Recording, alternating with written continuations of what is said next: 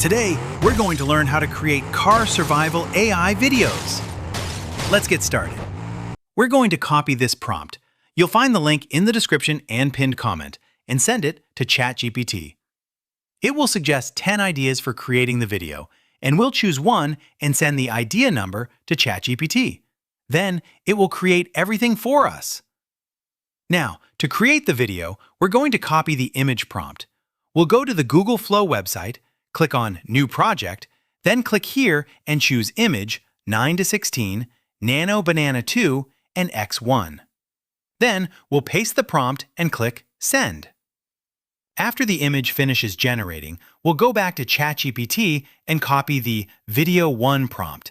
Then we'll return to Flow, click here, and choose Video, Frames, 9:16, Omni Flash, 8 seconds, and X1.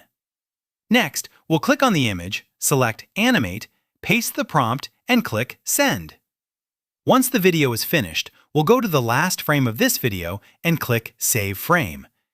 Then, we'll go back to ChatGPT and copy the Video 2 prompt. After that, we'll return to Flow, click on the image, select Animate, paste the prompt, and click Send.